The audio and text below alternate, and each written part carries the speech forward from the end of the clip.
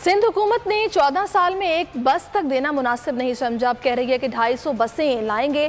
Governor Sindh Imran Ismail का कराची में green line bus service की इफ्तिताही तकरीब से खिताब। कहा, सिंध हुकूमत सूबे में सेहत कार्ड तकसीम नहीं होने देती। नवाज शरीफ वाले कहते हैं नवाज शरीफ इफ्तिताह करेंगे।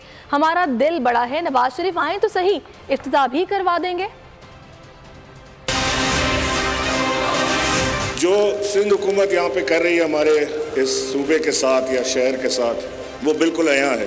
फ़र्क सिंध हुकूमत की ट्रांसपोर्ट में हम इंग्लिश में सफ़र करते हैं और इस ट्रांसपोर्ट में आप आसान उर्दू में सफ़र कर पाएंगे। वो बसें जो हम स्कूल कॉलेजेस में जिनमें लटक के जाते थे, जो फटी हुई बसें होती थी, वही बसें आज भी कराची वालों के नसीब में हैं। 14 साल में सिंध हुकूमत ने एक बस देना मुनासिब न समझी इस शहर को, और अब जब हमारी ग्रीन लाइन की क्वालिटी की बसें चलने वाली हैं तो अनाउंसमेंट पे अनाउंसमेंट हो रहे हैं कि 200 बसें आ रही हैं, कि 250 बसें आ रही हैं, और ये हेल्दी कंपटीशन है। मैं इनवाइट करता हूँ इस कंपटीशन में सिंध हुकूमत को कि आएँ, मुकाबला करें और इस क्वालिटी की बसें कराची को दें। हम आपका साथ देने को तैयार हैं। एक तो नवाज शरीफ वाले हैं ना, जिनको बहुत ज़्यादा तकलीफ है इसकी, वो चाहते हैं कि नवाज शरीफ इफ्तिताह करे, तो हम तो हमारा दिल तो इतना बड़ा है कि नवाज शरीफ पाकिस्तान आए तो सही, इफ्तिताह भी करा लेंगे उनसे। हम वो तो लंदन बैठे हैं।